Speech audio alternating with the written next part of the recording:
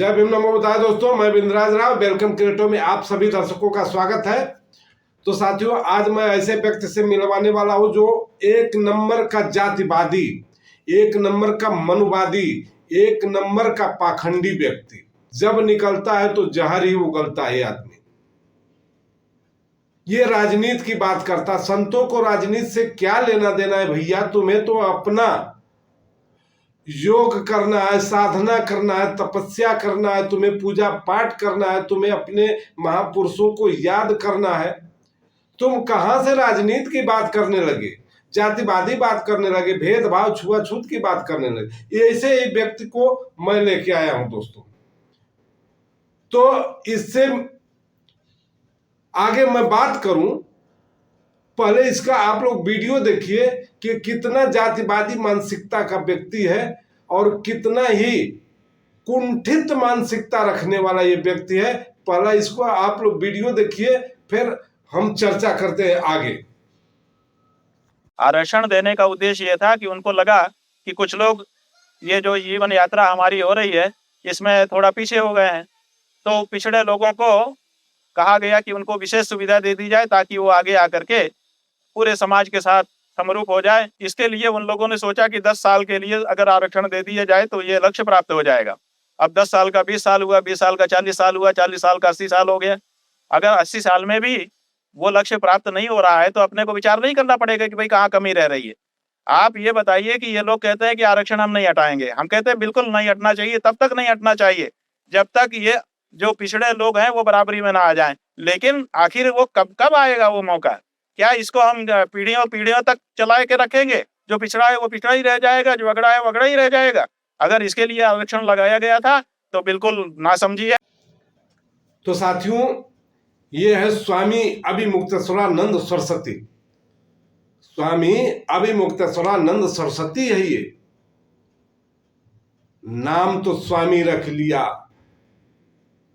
पीछे सरस्वती लगा लिया, क्या क्या लगा लिया, इसका क्या है क्या नहीं कुछ तो समझ में आता नहीं। लेकिन इसकी मानसिकता को देखिए आप लोग, कितना घोर जातिवादी मानसिकता, इतना कुटिल मानसिकता वाला व्यक्ति, मनुवादी सोच रखने वाला व्यक्ति, जो हमेशा आए दिन SC ST OBC के प्रति जहर उगलता रहता है। हमेशा ये आरक्षण के विरोध में ही बात करता है, जाति बनाए रखने का बात करता है।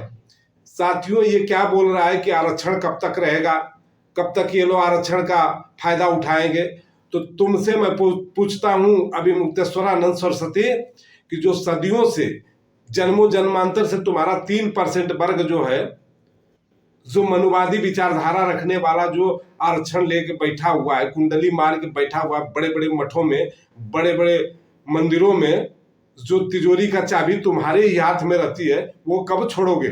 और ऊपर से 3% वाले ये सुदामा कोटा 10% आरक्षण भी ले रहे हैं।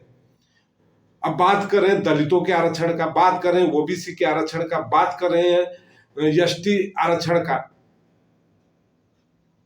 अरे भैया, ये बहुजन समाज आरक्षण कोई भीख में नहीं लिया है, कोई दान में नहीं दिए हो तुम लोग। ये अपने समाज का एक अधिकार है। बाबा साहब ने जो अधिकार दे के गया कि कम से कम इन गरीबों का भी उत्थान हो, ये गरीब भी कुछ समान स्थिति में आ जाए। तुम्हें आरक्षण खत्म करना है ना, तुम जात पात भेदभाव सब खत्म कर दो, जाति मिटा दो, जाति मिटा दो, आरक्षण अपने आप खत्म हो जाएगा। बेटी रोटी का संबंध रखने लगो, आरक्षण अपने आप खत्म हो जाएगा। लेकिन जब तक तुम जाति नहीं मिटाओगे, जब तक तुम रिश्ता नहीं करोगे एक दूसरे समाज से, जब तक तुम इंसान को इंसान नहीं समझोगे, तब तक तो आरक्षण खत्म होने वाला है ही नहीं। कैसे आरक्षण खत्म करोगे? बोलता 10 साल के आरक्षण था, ये कितना सालों साल लेंगे आरक्षण? 70 साल हो गया आरक्षण इन लोगों को लेते हुए, अभी भी समान स्थिति में नहीं आए। तो तुम आने दोगे तब ना, तुम्हारे लोग आने देंगे तब ना।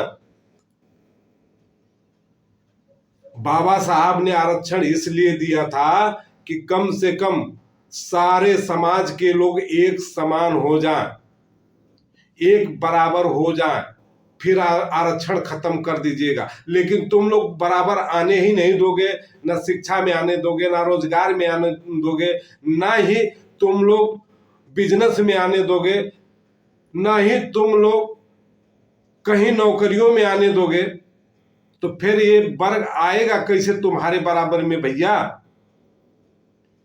हर जगह तो कुंडली मार के, चाहे वो सुप्रीम कोर्ट हो, चाहे हाई कोर्ट हो, चाहे वो यूनिवर्सिटी हो, चाहे हॉस्पिटल हो, चाहे वो मंदिर हो, चाहे मठ हो, सारे जगह तो तुम ही 3% कुंडली मार के बैठे हुए हो। अब बात करते हो आरक्षण के लिए। तुम्हें पता है कि ये SC ST OBC कैसी जिंदगी जीता है? दूसरे के दान पे पलने वाला, दूसरे के दया पे पलने वाले तुम लोग 3%। अब बात करते हो आरक्षण का। दोस्तों, इसका एक वीडियो आप लोग देखिए जिसमें ये बोल रहा है कि जाति खत्म हो जाएगी तो ब्राह्मणों का वर्चस्व खत्म हो जाएगा, ब्राह्मणों का पहचान खत्म हो जाएगा। देखिए थोड़ा इसका वीडियो, आगे हम बात करते हैं। अब वो कह रहे हैं कि जात पात की करो विदाई और हिंदू हिंदू भाई भाई। अब हिंदू में तो जात ही होती है, हिंदू की पहचान क्या है? जैसे ही कहेगा कि आप कौन हो, आप कहेंगे हिंदू। अच्छा, कौन बिरादर हो, ब्राह्मण हो कि क्षत्रिय हो? यहीं से तो अपनी बातचीत शुरू होती है। जब आप कहेंगे हिंदू है, आप कहेंगे कि कौन से हिंदू, माने ब्राह्मण हो कि क्षत्रिय हो, तो आप कहोगे नहीं हम तो हिंदू हैं। आपके ऊपर कोई भरोसा करेगा? बताओ। आप अगर अपनी बहन का विवाह करने गए हो, जिसके घर में गए हो उसके यहाँ जाके पूछोगे क्यों भाई, आप तो हिंदू तो बट नेचुरल हुआ ही है। आप उससे पूछेंगे कौन बिरादर हो, वो कहेगा कि हम तो हिंदू हैं। आप विवाह कर पाओगे? नहीं कर पाओगे। क्यों? क्योंकि वो हमारी परंपरा है, हमारे यहाँ वर्णाश्रम का विचार है। तो ऐसी हाँ, ये जरूर होना चाहिए, आंदोलन इसके लिए होना चाहिए कि वर्णाश्रम को मानते हुए हम किसी को नीचा दिखाने का काम नहीं करेंगे, किसी को तुच्छ नहीं समझेंगे, किसी से घृणा नहीं करेंगे। हम सब आपस में एक हो सकते हैं, लेकिन जात पात की विदाई ही कर देंगे तो हमारी पहचान नष्ट हो जाएगी। धीरेन्द्र कृष्ण शास्त्री ने अपने पद यात्रा में जो हिंदू धर्म का आह्वान किया था, वो व्यक्ति गलत था या सही था वो मैं नहीं कह सकता। अपने अपने धर्म का सारे लोग प्रचार करते हैं, लेकिन एक नारा दिया था उस दौरान उस व्यक्ति ने कि जाति पात की करो विदाई, हम सब हिंदू भाई भाई। अरे भैया, ये तो सुनते सुनते इन लोगों के पेट में मरोड़ हो गया। अभी मुक्तेश्वरानंद को तो जैसे लगा कि कोई बीमारी पकड़ लिया है। यही नहीं, निश्चलानंद स्वामी हो, चाहे राम भद्राचार्य हो, चाहे देवकीनंदन ठाकुर हो, चाहे वो अनुरुद्धाचार्य महाराज, सारे लोगों के ये 3% तथाकथित जो संत अपने आप को कहते हैं और धर्म गुरु बताते हैं, इन लोगों के पेट में एकदम मरोड़ उठ गया कि अरे भैया जाति कैसे खत्म होगी। धीरेन्द्र कृष्ण शास्त्री जाति की विदाई करने के लिए, जाति खत्म करने के लिए बात कर रहा है। अगर जाति मिट जाएगी तो हमारी पहचान मिट जाएगी, हम लोग का जीना मुश्किल हो जाएगा, हमारा धर्म खतरे में हो जाएगा, हमारा धर्म खत्म हो जाएगा। ये जाति बनाए रखने के लिए, वर्ण व्यवस्था कायम रखने के लिए और SC ST को गुलाम बनाए रखने के लिए लोग अभियान चलाते हैं। तो भैया आप लोग सब समझदार हो गया, तुम लोग के अभियान को फेल कर देगा। अब तार्किक समय आ गया, हर लोग तर्क करता है। शादी करने के लिए भी ये लोग भैया जाति खोजता है, धर्म खोजता है, इंसान नहीं खोजता है, मानवता नहीं खोजता है। ये लोग अगर किसी SC ST OBC से दान लेना हो तो ये लोग न जाति देखेगा न धर्म देखेगा, जितना हो सके उसका एकदम चमड़ी खींच लूं।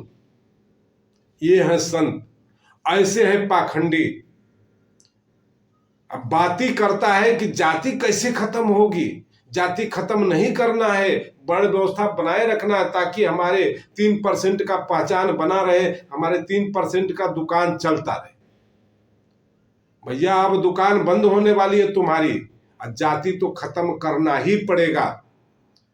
गौतम बुद्ध भगवान कहे मानव मानव एक समान, हर इंसान एक समान होना चाहिए, ऊंच नीच भेदभाव इंसानों के बीच नहीं होना चाहिए। अब तुम पोगा पंडित तथा कथित अपने आप को संत कहते हो, संत के लायक नहीं हो तुम लोग। बोलते हो जाति वर्ण व्यवस्था कायम रहनी चाहिए, तो तुम अपनी जाति अपने पास रखो भैया। अभी SC ST OBC पढ़ा लिखा हो रहा है, अपनी मेहनत के बल पे आगे बढ़ रहा है, एक दिन तुमसे अपना अधिकार छीन लेगा और तुम्हें नतमस्तक होना पड़ेगा इसी समाज के आगे। तो साथियों, ये मेरा वीडियो कैसा लगा आप लोग कमेंट बॉक्स में जरूर बताइए, क्योंकि ऐसे ऐसे पाखंडियों को मैं बराबर रिलाई करता रहता हूं और करूंगा ही, क्योंकि जाति पात भेदभाव मिटना चाहिए। इंसान एक बराबर होना चाहिए, ऊंच नीच की खाई पटनी चाहिए। इसलिए साथियों, आप लोग का सपोर्ट जरूरी है। समाज को कैसा देखना चाहते हैं, समाज को बेहतर बनाने की परिकल्पना सोच रहे हैं आप लोग, या समाज को और गड्ढे में ले जाना है, आप लोग कमेंट करके जरूर बताइए हमको। इसी के साथ धन्यवाद, मिलते हैं अगले नेक्स्ट वीडियो में। जय भीम, नमो बुद्धाय, जय भारत, जय संविधान।